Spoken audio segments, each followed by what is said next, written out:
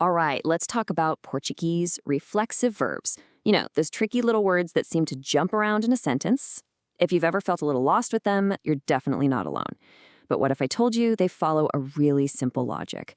Well, in the next few minutes, we're going to crack the code together so you can start using them like you've been doing it for years. You've heard this a million times, right? Como se llama?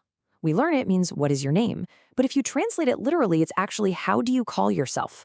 That little word, se, that's our reflexive pronoun. And figuring out its little dance, where it goes in a sentence, is one of the biggest keys to sounding truly natural when you speak Portuguese. So here's our game plan. First, we'll get the main idea, what it means to act on yourself. Then, we'll meet the pronouns themselves. After that, we'll learn the two simple rules for where to put them. And finally, we'll see it all in action in daily conversations. Okay, let's dive right in. What on earth is a reflexive verb? Seriously, don't let the fancy grammar names scare you. The concept is actually way, way simpler than it sounds. The best way to think about it is to imagine a mirror. A reflexive verb is a mirror verb. The action you do, it just reflects right back onto you. When you get yourself up in the morning or you wash yourself, the action starts with you and it ends with you. That's it. That's the whole idea. Let's look at a few examples to make this crystal clear. Ele levanta-se means he gets himself up. Eles encontram-se, they meet each other. And ela chama-se, she calls herself. You see that pattern? In every single case, the action loops right back to the person or people doing it. Okay, so now we get the concept of these mirror verbs. So what are the actual words we need to use? Let's meet our toolkit, the reflexive pronouns. This table lays it all out for us perfectly. Let's take the verb levantar-se, to get up. For yo or I, you use me. So you say levanta-me. For tú or you use te. Levantaste. And for nós or we, you use nos. Levantamos-nos.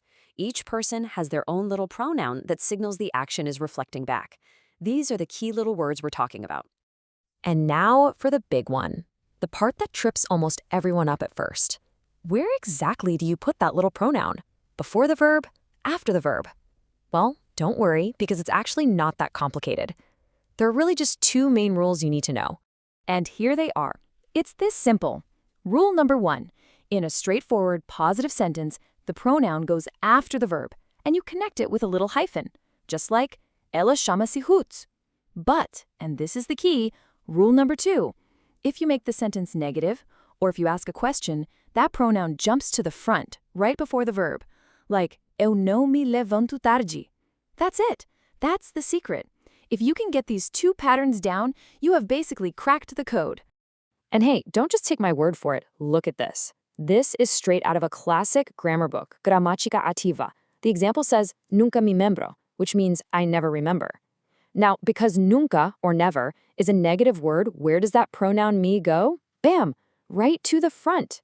It perfectly follows our second rule. Okay, enough with the theory, right?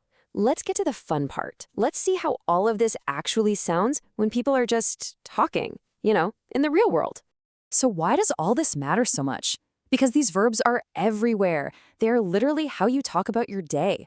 Getting up, washing your face, meeting up with friends, remembering things. You need reflexive verbs for all of it. Let's just listen to a quick conversation. Someone might ask you, já te lavastes?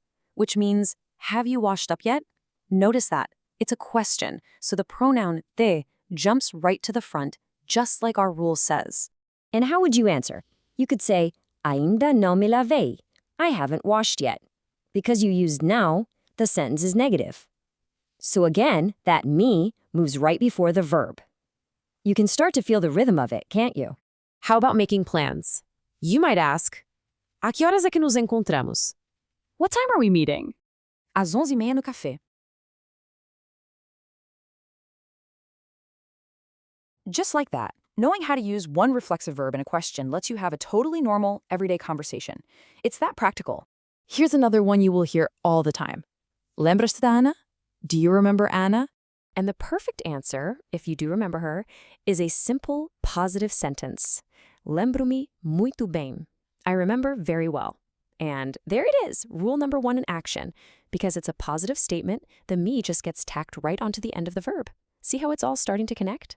So let's bring it all home. When you boil it all down, it comes back to those two golden rules. Positive statement, the pronoun goes after. Negative sentence or question, the pronoun goes before. You just burn that into your brain, and I promise your Portuguese is going to take a huge leap forward in sounding so much more authentic.